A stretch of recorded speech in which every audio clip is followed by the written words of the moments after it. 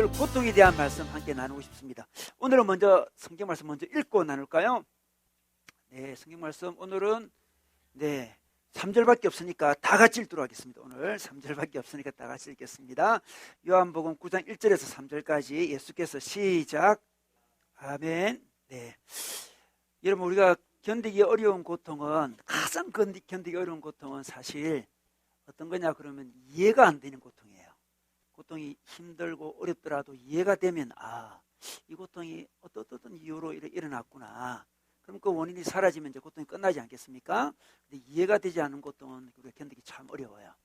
예를 들어 장애 같은 거 있잖아요. 내가 왜 장애로 태어났을까? 우리 자녀가 왜 장애로 태어났을까? 이해가 되지 않는 거죠. 제가 아는 어느 자매는 이제 첫째를 장애로 태어나게 되었습니다.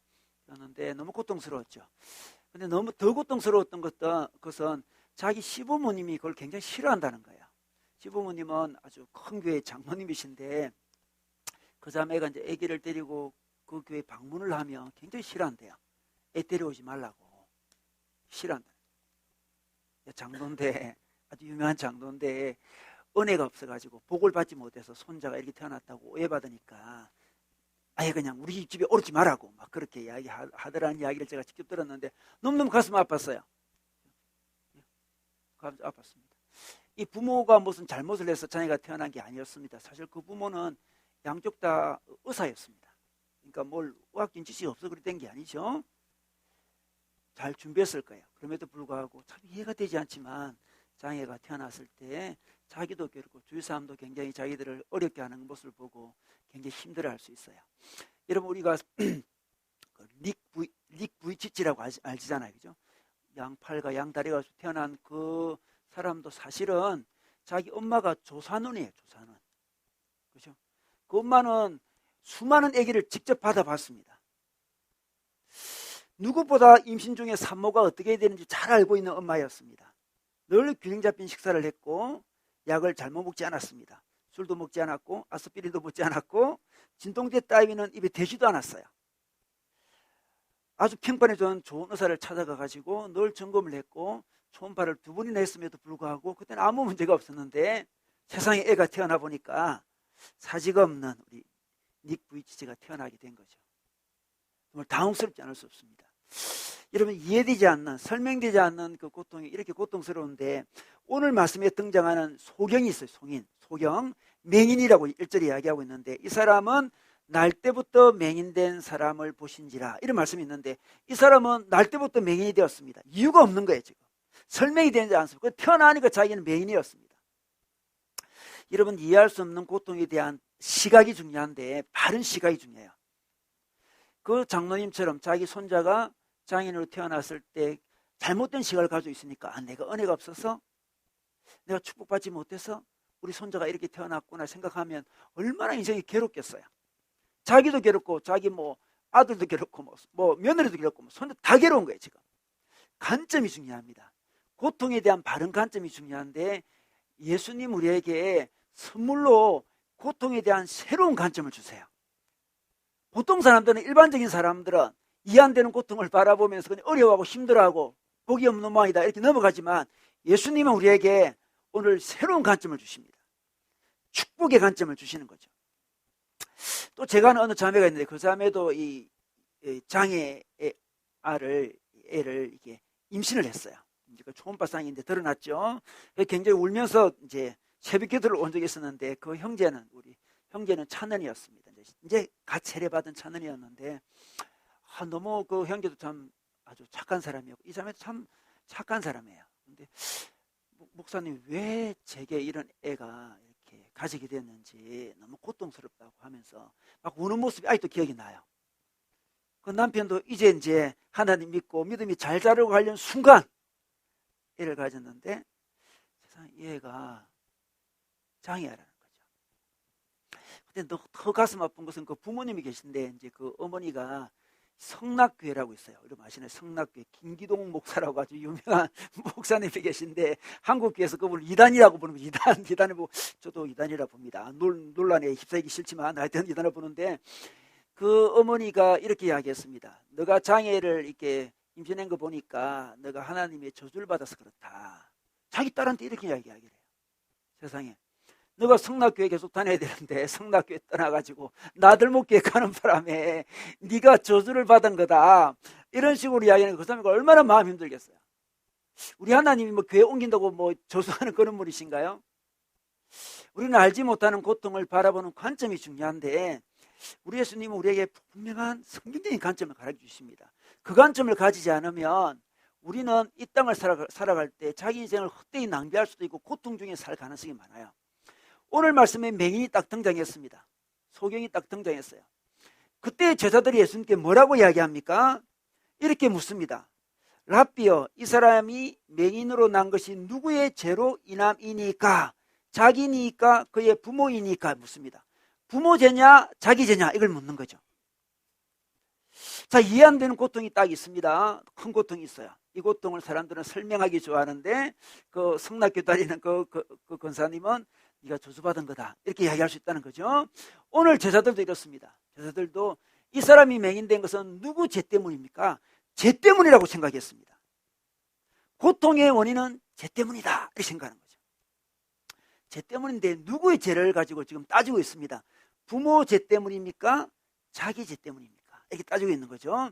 부모가 죄를 지으면 이렇게 맹인이, 소경이, 장애아가 태어날 수 있다는 거죠. 여러분, 그 이스라엘 사람들은 인과응보적인 세계관을 갖고 있었어요. 그래서 문제가 발생하면 죄 때문이라고 생각했습니다. 부모 죄냐 자기 죄냐 그것만 따지고 있는 거죠.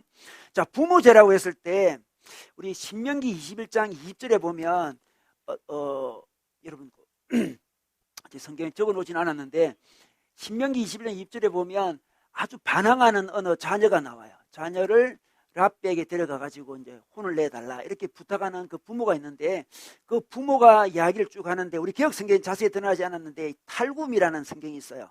이 아람어로 된, 이 바빌로니아 언어로 된 탈굼이라는 성경인데 그 성경은 이렇게 이야기하고 있는데, 그 랍비에게 자기 반항하는 자녀를 데려간 다음에 말을 하는데, 저희들이 하나님 말씀을 어겼기 때문에 이런 자녀가 태어났습니다 이렇게 이야기를 해요.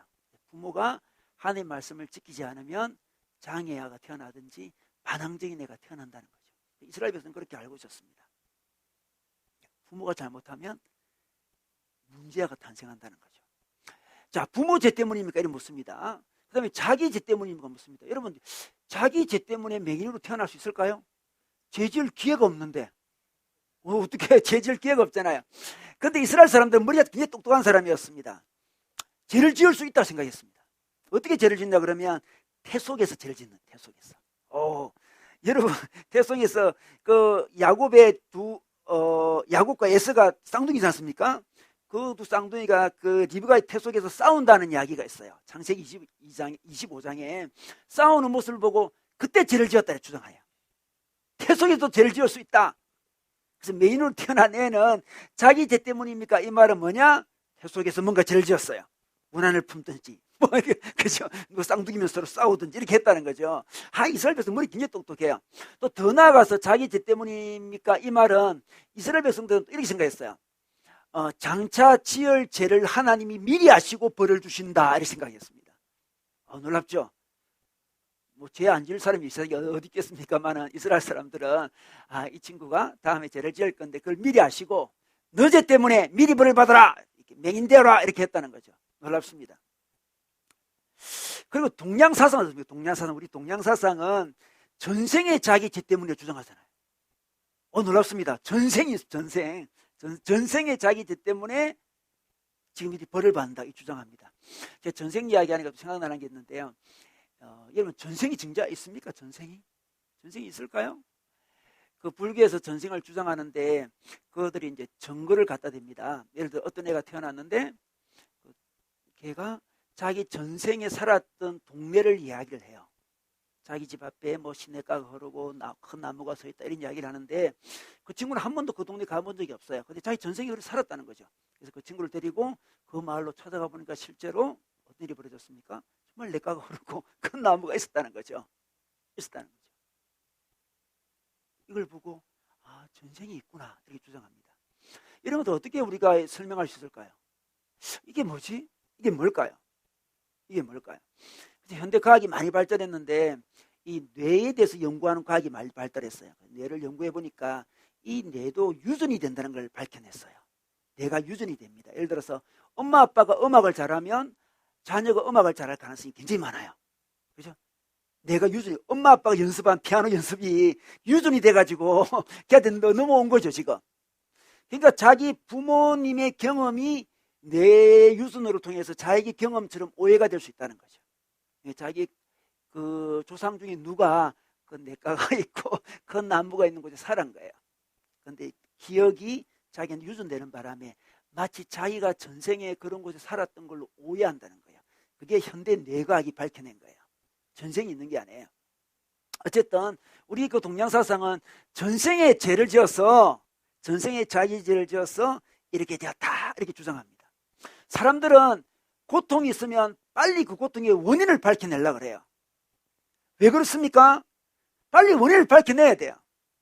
왜냐 그러면 그 원인을 알지 못하면 그 고통이 자기에게도 임할 수 있다고 생각하기 때문에 그래요. 나에게 없는 원인이 쟤한테 있어야 돼요. 그 원인 때문에 너는 고통을 당한 거야. 나는 그 원인이 없어. 나는 괜찮아. 두려우니까 자꾸 원인을 밝혀내는 거죠. 누구 죄 때문입니까? 자기 죄입니까? 부모 죄입니까? 묻고 있습니다. 여러분, 우리가 감기에 걸렸을 때 그 감기 원인을 밝혀주려고 하는 친구들이 굉장히 미워요. 야, 너 독감 그거는 홍콩발이야. 네 뭐 화장실 갔다 손 안 씻었지? 이렇게 이야기하잖아요. 홍콩 바이러스인가 봐. 중국 바이러스인가 봐. 대만 바이러스인가 봐. 나 힘들어 죽겠는데 지금 위로를 해줘야지. 원인을 밝혀내려고 그래 자꾸. 그죠? 나 지금 힘들어요. 지금 감기 걸려 힘든데 홍콩발, 대만발, 중국발 다 따지고 있어요. 손 안 씻었지? 따지고 있어요. 마음이 굉장히 힘듭니다. 욥의 친구들도 마찬가지예요. 욥이 지금 큰 고통을 당했습니다. 피부병이 크게 걸렸어요. 자녀들은 다 죽었습니다. 자기 부인은 요감해서 도망갔어요. 너무나 큰 고통이 임했는데 친구들이 와가지고 어떻게 이야기합니까? 고통의 원인을 자꾸 밝혀주려고 그럽니다. 너 죄 지었지? 너 죄 지었지? 저 밝혀주려고 그래요. 너무나 고통스러워요.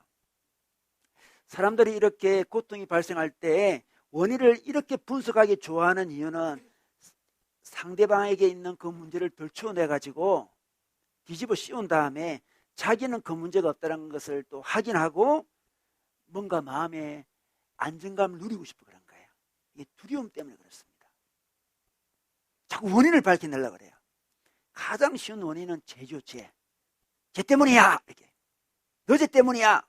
부모 죄 때문이야. 너 부모님이 하는 모습 보니까 네가 그렇게 태어날 만도 해. 우리 부모님은 안 그러시거든? 그래서 나는 문제 없어. 네가 평소에 행동하는 거 보니까 죄를 많이 짓더만 그래서 네가 불행해진 거야.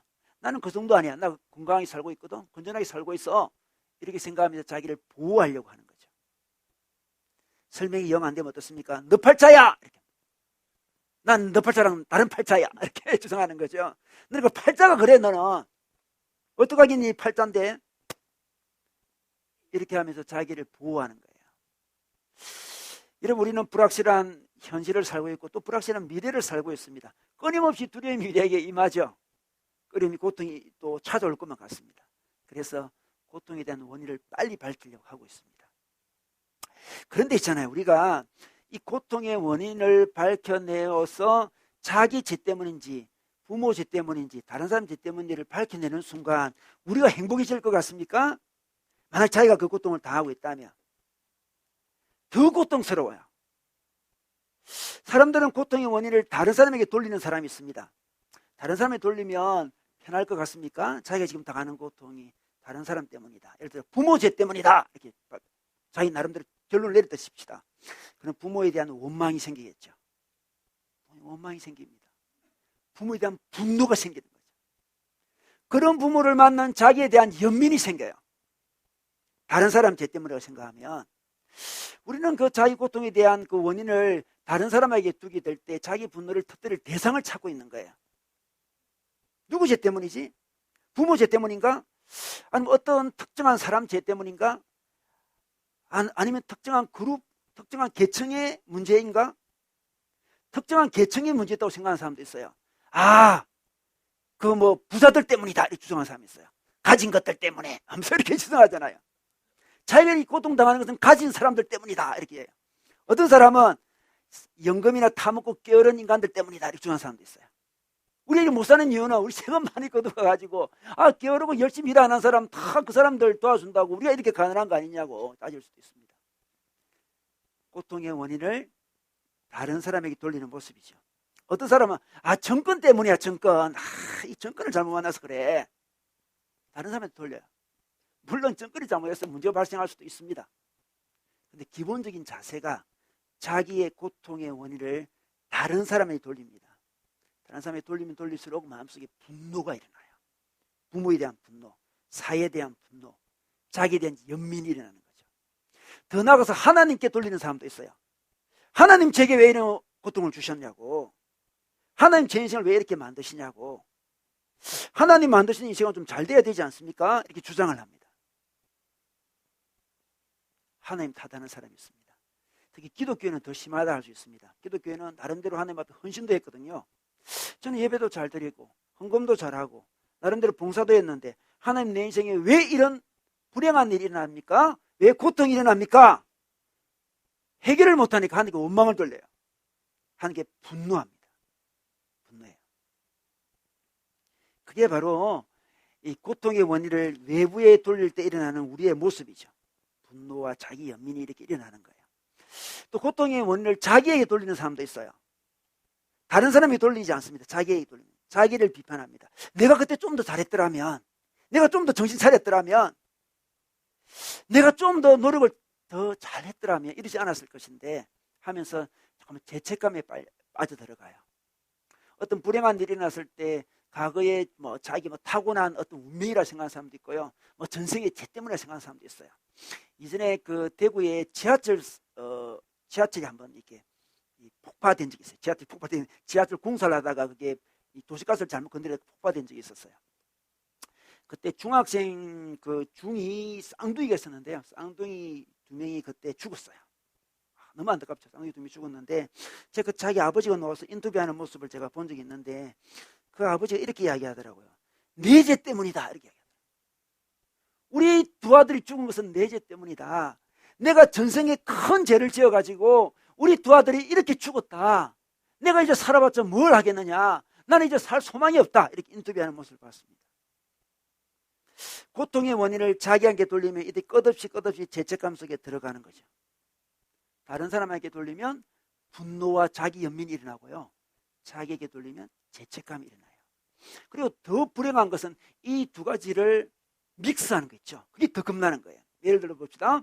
자기 부모님이 이혼을 했습니다. 이혼을 하면 애들이 어떻게 생각하냐 그러면 그 부모 2명 다에게나 한쪽에 원망을 해요. 엄마 때문이야. 아빠 때문이야. 아빠 엄마 때문이야 하면서 원망을 하게 됩니다. 또 어떤 생각을 또 동시에 하냐 그러면 내 때문이라고 또 생각을 해요. 내가 좀 더 잘했더라면, 내가 조금 착하게 행동했더라면, 내가 공부 좀 잘했더라면 우리 엄마 아빠가 이혼하지 않았을 건데 이렇게 생각한다는 거죠. 다른 사람에게 원인을 돌리는 것과 아울러 자기에게도 원인을 돌리고 있습니다. 두 가지가 결합이 된 거죠. 믹스가 됩니다. 그래서 그 친구는 더 큰 고통으로 들어가게 돼 있어요. 죄책감과 자기 연민과 분노가 동시에 다 일어나는 거죠. 이게 좀 더 지나면 이데올로기가 돼요. 다른 사람에게까지 적용하면, 보편적으로 적용하게 되면 이데올로기가 되는데, 예를 들면 이런 거죠. 자기 죄 때문이다. 자기가 부족하다. 이런 생각을 갖고 있는 사람들은 어떻게 주장하냐 그러면 우리 인생집 살아가고 있는데 성공하지 못한 많은 이유도 너 때문이라고 주장합니다. 네가 노력 덜 해서 그래. 하면 돼. 할 수 있어. 이렇게 주장하는 사람 있죠. 그런 사람은 이데올로기가 된 거예요. 너 지금 좀 아프냐? 몸이 아프냐? 믿음이 없어 그래. 너 가난하냐? 너 불행하냐? 네가 열심히 안 해서 그래. 열심히 해봐. 할 수 있어. 하면 된다. 이렇게 주장합니다. 이게 바로 아주 보수적인 사람들이 가진 이데올로기죠. 이 보수적인 이데올로기예요. 모든 원인을 개인에게 돌립니다. 자기 개인에게 돌립니다. 너의 불행은 네가 열심히 안 해서 그렇다. 나를 봐라. 열심히 하니까 잘 됐잖아. 네가 열심히. 너 문제야. 너 문제. 사회 문제가 아니고 너 문제야. 너 문제. 이렇게 주장합니다. 이 보수적인 이데올로기가 되는 거죠. 진보적인 이데올로기는 어떻습니까? 원인을 자기에게 돌리지 않고 어떻습니까? 다 외부에 돌립니다. 너는 희생물이야. 네가 가난한 것은 다른 사람이 잘못한 건데 네가 다 고통을 당하고 있을 뿐이야. 비난받을 사람은 땅 사람들이야. 다른 사람을 찾아냅니다. 그 사람들을 때려 눕혀야 돼. 혁명 이데올로기가 되는 거죠. 네가 이렇게 불행하는 것은 사회 구조가 잘못됐고 가진 자들이 잘못하기 때문이야. 원인을 딴 데 돌립니다. 속에 분노가 일어나는 거죠. 분노가 일어납니다. 자본주의의 극단, 공산주의의 극단이 극단을 바로 보여주고 있는 거죠. 자본주의의 극단은 바로 보수 이데올로기의 극단이고요. 공산주의의 극단은 진보 이데올로기의 극단이에요. 그런데 오늘 우리 예수님은 다른 말씀을 하십니다. 보수 이데올로기도 알고 진보 이데올로기도 알고 이 사람이 왜 이런 고통을 당합니까? 이 사람이 왜 맹인이 되었습니까? 이렇게 물어보니까 자기 죄 때문입니까? 부모 죄 때문입니까? 물어보니까 예수님은 전혀 다른 관점에서 이야기를 하고 있습니다. 이게 바로 오늘 우리 가을에 우리 주님께서 우리에게 주신 새로운 개념이에요. 새로운 관점입니다. 고통을 바라보는 관점, 내 죄 때문인가? 부모 죄 때문인가? 사회 문제인가? 이렇게 바라보는 우리에게 아니다. 이 사람이나 그 부모의 죄로 인함이 아니다. 3절에 분명히 이야기하고 있습니다. 여러분 이 말씀을 또 오해하면 안 됩니다. 이 말씀이 뭐 그러면 우리 개인적인 문제가 전혀 없다거나 사회적 구조가 문제가 없다. 그 말은 안 해요. 분명히 사회적 문제가 있을 수 있어요. 근데 근본적인 삶의 자세를 이야기하고 특별히 이해되지 않는 고통에 대해서 이야기합니다. 이 사람이나 그 부모의 죄로 인함이 아니다. 이렇게 분명히 이야기하고 있습니다. 다른 시각을 보여주고 있습니다. 지금까지의 시각은 원인을 찾아내는 시각이죠. 원인이 이끄는 고통이에요. 원인으로 설명하는 고통입니다. 근데 우리 주님은 다른 이야기를 하고 있습니다. 지금 부모의 죄도 아니고 그 사람의 죄도 아니라고 이야기합니다. 그래서 죄책감에 빠질 필요도 없고 분노에 휩싸일 필요도 없다는 거죠. 여러분 우리 설교 안에 누가복음 말씀이 있습니다. 누가복음 13장 4절에서 5절까지 말씀이 있는데 이 말씀 우리 함께 한번 읽어보면 좋겠습니다. 우리 또 실로암에 있는 시작. 또 실로암에 있는 답이 무너져서 치여 죽은 18사람은 예루살렘에 사는 다른 어떤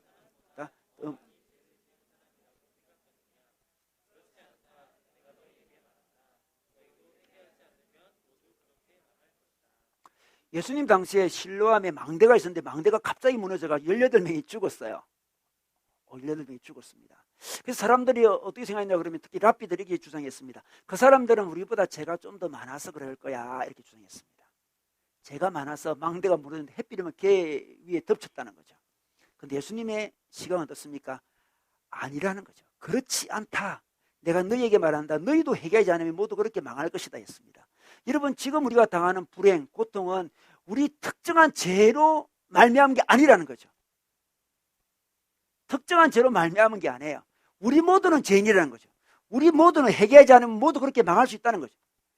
성경에서 이야기하는 일반적인 죄를 이야기합니다. 우리가 당하는 많은 고통은 자꾸만 부모 죄나 내 죄나 이렇게 따지지 말고요. 우리 모두의 죄예요. 인간 하나님 앞에 죄인이잖아요. 보편적인 죄를 이야기합니다. 보편적인 죄가 가져오는 수많은 고통이 인류에 넘쳐나고 있어요. 지금 그걸 보면서 그 고통을 보면서 누구 개인의 죄다, 누구 특정한 사람의 죄다, 특정한 계통의 죄다 이렇게 하지 말라는 거죠. 우리 모두의 죄. 우리도 회개하지 않으면 죽을 수 있다고 이야기하고 있습니다. 우리 모두의 죄야. 여러분 우리 인간은 우리 창세기 3장에 보면 하나님께 죄를 짓잖아요. 우리 하나님께서 우리를 하나님의 대리자로 세워주셨습니다. 하나님을 잘 섬기고 세상을 잘 다스리는 위치에 두게 하셨는데 인간이 그것을 거부했습니다. 세상을 잘 다스리지도 않을 뿐더러 하나님도 잘 섬기지 않았습니다. 죄가 시작되었습니다. 죄가 시작되었어요. 그로 말미암아 수많은 고통이 임하게 되었습니다. 일반적인 죄입니다. 일반적인 죄. 일반적인 죄입니다. 일반적인 죄. 자꾸만 특정한 누구의 죄라고 고백하는 것은 어리석은 거예요. 특정한 어떤 죄가 아니에요. 일반적인 죄입니다. 일반적인 죄. 일반적인 죄가 우리에게 임하는 거죠. 우리 모두는 심판을 받을 준비를 하고 있는 거예요. 지금. 근데 그 사람에게는 그건 잠시 빨리 일어났을 뿐이라는 거죠. 일반적인 죄를 이야기하고 있습니다. 더 나아가서 우리 주님이 이렇게 말씀하고 있습니다. 우리 3절에 다시 가볼까요? 이 사람이나 그 부모의 죄로 인함이 아니고 그에게 하나님이 하시는 일을 나타내고자 하심이라 이런 말씀이 있습니다. 놀라운 말씀입니다. 고통이 있는데 그 고통을 바라보면서 지금까지는 원인을 분석했습니다. 부모 죄냐? 자기 죄냐? 그런데 어떤 과거로부터 원인을 갖고 자기 고통을 지금 설명하는 거죠. 예수님은 달랐습니다. 고통이 있느냐? 이 고통을 갖고 미래를 바라봅니다. 목적을 바라봐요. 목적이 이끄는 고통이죠. 아, 이 고통이 임했구나. 이 고통은 뭐다? 아, 하나님이 하신 일을 나타내고자 하심이구나. 이렇게 전혀 다른 이야기를 하고 있습니다. 방향이 달라요. 고통이 임했습니까? 과거로부터 원인을 밝혀내려고 하기보다는 이 고통을 가지고 하나님이 무엇을 하시려고 하시는가를 봐야 된다는 거죠. 목적이 있는 고통이에요. 그러니까 이전에 우리 애들이 자랄 때 입가가 좀 찢어지는 경우가 있었어요. 그런 경우 있었죠. 저는 어릴 때 찢어져 봤는데 약간 찢었어요. 그러면 어른들이 하는 말이 입가가 찢어지는 것은 입이 크려고 그런다 이렇게 이야기를 해요. 그러면 기분이 너무 좋아요. 와, 내 입이 커지는구나. 와, 이 고통은 목적이 있는 고통이었어요. 그죠? 입이 커지는 고통. 와, 하나님 일을 드러내시는 거죠. 그래서 기뻐서 아, 입이 커지려고 그런갑다 이렇게 했는데 그렇지 않았습니다. 그 의학적으로 이게 비타민 뭐가 부족해서 그래요. 부족해서 그런데 뭐가 부족해서 그런데 그래도 얼마나 기분은 좋습니까? 기분은 굉장히 좋은 거예요. 우리 인생에 어떤 고통이 임할 수 있어요. 근데 우리 예수님께서 분명히 말씀하십니다. 그 고통은 과거 지향적으로 보지 말라는 거죠. 과거에 누가 잘못이냐 이런 식으로 따지면 별로 좋지 않습니다. 미래를 바라고 이 이해 안 되는 고통은 미래로 봐야 돼요. 하나님이 하실 일이 있구나. 하나님의 목적이 있구나. 이걸 바라는 거예요. 여러분 이 말씀도 오해하면 안 돼요. 우리가 명백한 어떤 잘못이 일어났을 때 원인을 따지지 말라 이 말 아닙니다. 예를 들어 뭐 세월호 같은 일이 터졌다. 아, 원인 따지지 말고 미래 무슨 좋은 일이 있겠지. 이렇게 하라는 건 아니에요. 원인을 따지지 않으면 재발되잖아요. 재발. 다시 일어나잖아요. 원인을 따져야 돼요. 지금 그런 이야기를 하고 있는 게 아니에요. 이해 안 되는 인생의 고통들, 자기에게 일어나던 고통들, 장애들, 어쩔 수 없는 많은 이야기들, 그것을 볼 때에 자꾸만 원인을 다른 곳에 두어서 죄책감을 느끼고 분노하고 자기 연민에 빠지지 말고 오히려 소망을 가지라는 거죠. 하나님께서 내게 어떤 일을 하시려고 이러시나, 어떤 일을 하시려고 이 고통을 주셨나, 그런 관점에서 바라고 하고 있습니다. 여러분 하나님의 일이 뭘까요? 하나님 일. 우리 하나님의 일은 하나님 나라지 않습니까? 하나님 나라. 하나님의 통치요 하나님 나라가 하나님 일입니다. 이 고통을 통해서 하나님 나라가 더 잘 임하도록 하기 위해서 이 고통이 왔다는 거죠. 내 개인적인 삶에 이 고통이 없었더라면 하나님의 통치가 좀 덜 일어났을 건데 이 고통 때문에 통치가 더 깊이 임하게 되는 거예요. 이 고통이 없었다면 자기 마음대로 살았을 건데 내가 이 고통 때문에 내게 하나님 일이 드러나는 거예요. 하나님 통치를 온전히 받아야 되는데 자기 마음대로 살던 제가 그 고통 때문에 하나님 통치를 받을 수 있다면 그 고통은 축복이 되는 거죠. 고통은 하나님의 나라의 일을 드러내기 위해서 그렇습니다. 여러분 기독교는 고통이 임하면 고통 없애주세요. 아, 기도응답 받았습니다. 고통 없어졌습니다. 이런 초보적인 종교가 아니에요. 그럼 모든 종교가 다 그렇게 해요. 고통이 있습니까? 기도합시다. 고통이 없애주시도록. 그러면 일부분 있겠죠. 일부분 초보적인 단계 필요해요. 그래서 기독교는 그 정도 종교가 아니에요. 고통이 있습니까? 의미가 있고 목적이 있다는 거죠. 이 고통이 단순히 없어지는 게 목적이 아니에요. 단순히 없어지는 게 목적이면 말로 고통을 줬겠습니까? 그 고통이 목적하는 바가 있었습니다. 하나님의 통치가 더 강하게 임하도록 하나님께서 계획하시는 거라는 거죠. 우리 로마서 8장 말씀 볼까요? 우리 8장 28절 말씀 보면 하나님을 사랑하는 사람들, 꼭 하나님의 뜻대로 부르심을 받은 사람들에게는 모든 것이 서로 협력해서 모든 일이 서로 협력해서 선을 이룬다는 것을 우리는 압니다 했습니다. 모든 것 안에는 고통도 들어갑니다. 고통도 막 협력이 서로 일어나가지고 선을 이룹니다. 하나님 나라를 이룬다는 거죠. 아, 하나님 나라를 이루는구나. 결국 이 고통도 하나님의 선을 이루기 위해서 내게 왔구나. 그렇게 생각하라는 거죠. 요셉은 수많은 고통이 자기 삶에 일어났습니다. 결국 마지막에 보니까 다 그 고통이 협력해가지고 선을 이루게 되었습니다. 선을 이루게 되었어요. 이스라엘을 살렸습니다. 이집트를 살렸습니다. 주변 나라를 다 살렸습니다.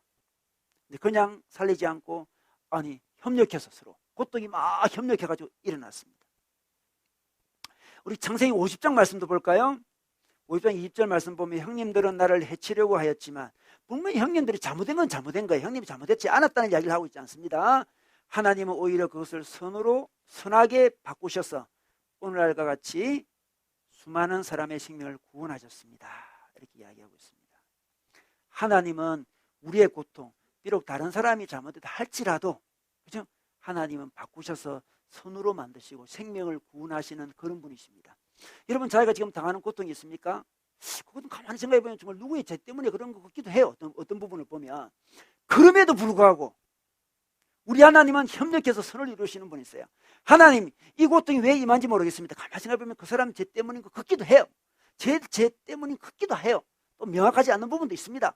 하나님, 그런 확실한 것은 이 원인을 계속 밝혀내는 그 이야기를 해주는 게 핵심이 아니고, 이 고통을 통해서 하나님 협력해서 선을 이루어 주십시오.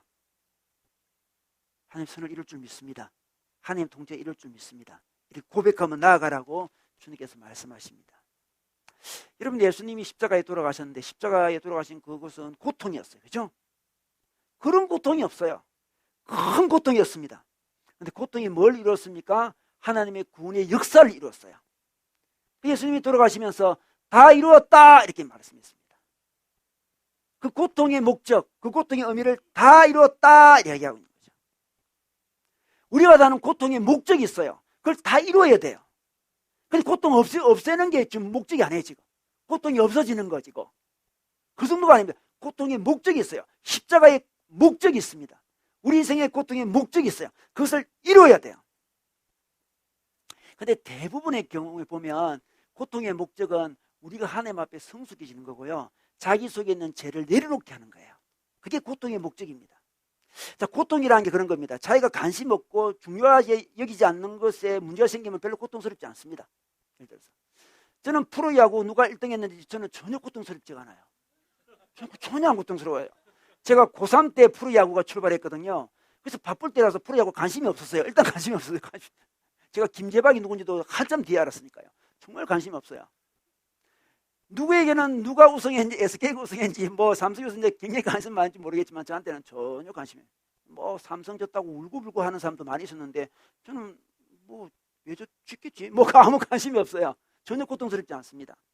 자기가 사랑하고 좋아하고 자기 인생을 좀 이렇게 올려놓은 어떤 기반이 흔들릴 때 인간은 고통을 겪게 돼요. 그래서 고통은 우리에게 뭘 가르쳐주냐 그러면 너의 인생의 기초가 어디 있는지를 가르쳐줘요. 여러분, 고통스럽게 생각하는 그 문제, 거기에 자기 인생을 걸고 있었던 거예요. 지금 프로야구에 걸지 않았기 때문에 저는 고통스럽지 않다니까요. 우리 평판에 예를 들어서 자기 인생을 걸고 있었더라면 자기 평판이 흔들려요. 그럼 굉장히 고통스러워요. 아, 내가 평판이 이럴 수가 있나, 고통스럽습니다.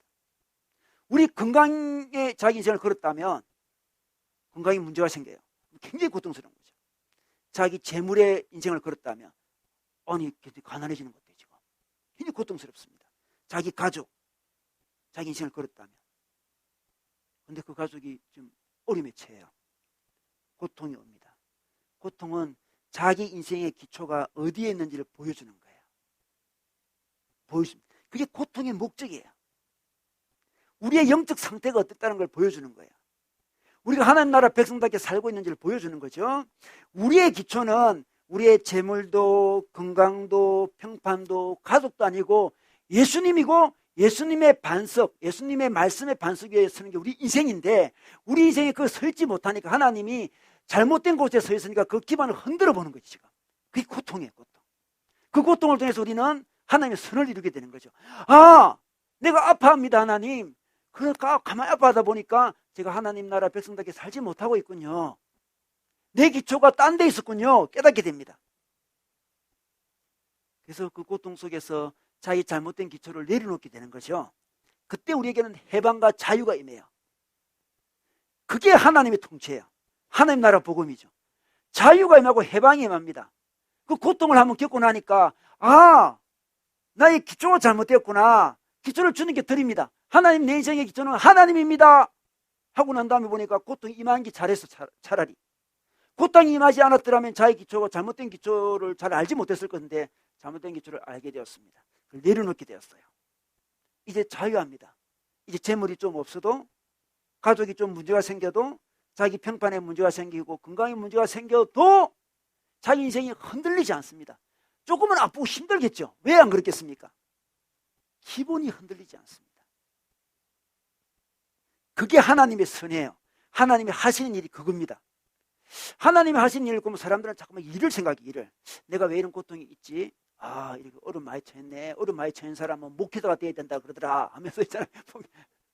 내가 어릴 때 왜 상처 많이 받았지? 아, 이렇게 상처 받은 것은 야, 그런 내가 상담가가 되려고 하는 모양이다. 그죠? 그렇게 될 수도 있겠죠. 일이 중요한 게 아니에요. 이런 목회자가 되는 것은 고통 많이 받았다고 목회자 되면 별로 안 좋아요. 목회자는 은사가 있어야 돼요. 은사가. 분명히 은사가 있어야 됩니다. 상담가도 마찬가지예요. 상담가가 되려면 돈이 있어야 돼요. 제가 볼 때는 상담 받으려니까 얼마 돈이 많이 필요한지 돈이 많이 필요해요, 여러분. 뭔가 다 받쳐줘야 돼요, 이게. 그러니까 자기가 머리 상처 많이 받다는 건 상담가가 된다 이렇게 무조건 연결하지 마시고, 그죠? 상담가가 되지 않더라도 하나님의 뜻을 잘 구현하며 살 수 있어요. 고통받은 사람이 하나님 안에서 그 고통을 잘 해결하면 다른 사람들이 상담가가 안 되더라도 많은 위로를 줄 수 있어요. 많은 사랑도 줄 수 있고 다른 사람보다 훨씬 고통을 더 잘 이해하고, 그죠? 고통받은 사람을 바라볼 때 눈길이 다르거든요. 다 줄 수 있어요. 상담 꼭 안 돼도 됩니다. 상담가 될 수도 있겠죠. 하나님 주시면. 하나님께서 우리의 인생의 기반이 무엇인지를 알려주십니다. 우리 마태복음 말씀 볼까요? 마태복음 7장 24절, 27절까지 말씀 보는데 24절 먼저 제가 읽겠습니다. 그러므로 내 말을 듣고 그대로 행하는 사람은 반석 위에다 자기 집을 지은 슬기로운 사람과 같다고 할 것이다 이야기하고 있습니다. 비가 내리고 홍수가 나고 바람이 불어서 그 집에 들이쳤지만 무너지지 않았다.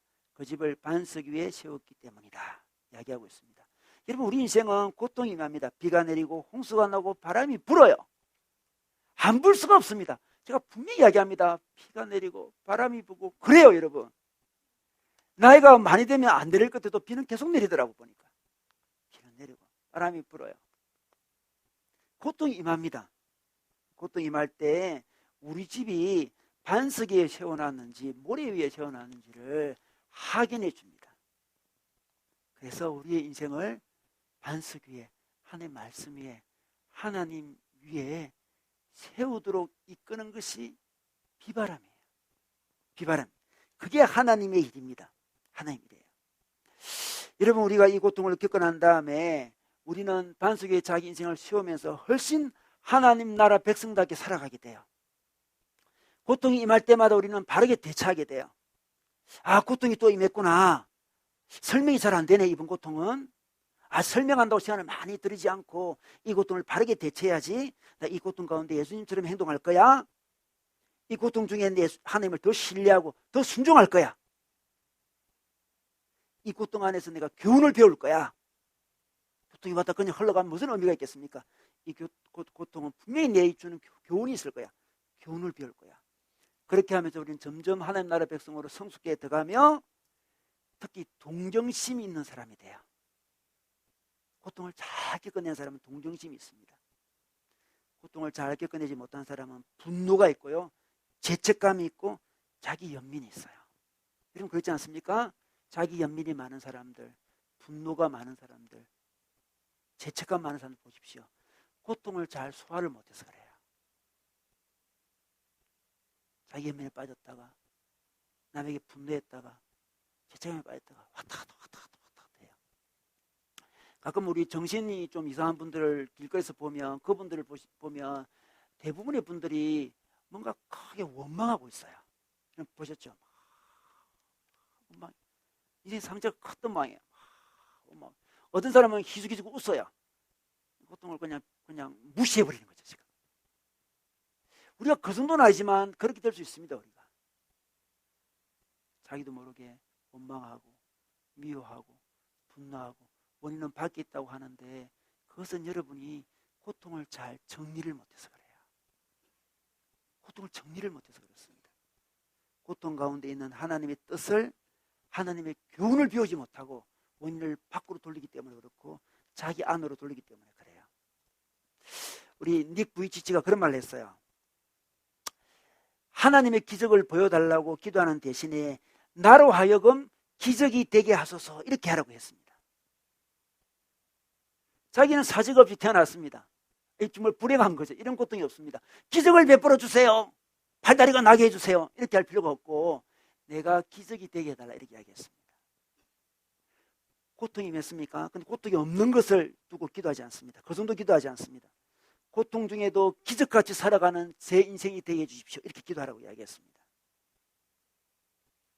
하나님, 제가 이 고통이 있지만 하나님 나라 백성들께 바르게 살아갈 때 사람들은 우리의 모습을 보고 와, 기적이다 이렇게 얘기해요. 놀라운 기적이구나. 어디서 이런 힘이 나니? 물어봅니다. 예수님이 내게 그런 힘을 주셨다. 야, 기적이다. 놀랍다. 하면서 하나님 나라 일이 드러나게 되는 거예요. 하나님이 하시는 일이 보여지게 됩니다. 고통 중에 해방된 이야기, 그 정도로는 사람들에게 하나님 나라 일을 보여줄 수가 없어요. 고통 중에 내가 변화된 이야기, 고통 중에 기적을 보여주는 이야기가 그들에게 충격을 줍니다. 여러분, 요즘에 인생에 고통이 있습니까? 문제가 있습니까? 그렇다면 기도해야 됩니다. 아, 드디어 하나님이 과제를 한 개 내어주셨구나. 이 과제를 잘 하나님 앞에 해서 하나님께 드려야 돼요. 그러지 않으면 어떻게 됩니까? 중독에 빠지거나 도피하거나 자기 인생을 낭비하게 돼요. 내가 왜 이런 고통을 당했지? 낭비하게 됩니다. 고통이 주는 주님의 은총을 얻을 수 있는 좋은 기회를 놓치게 돼요.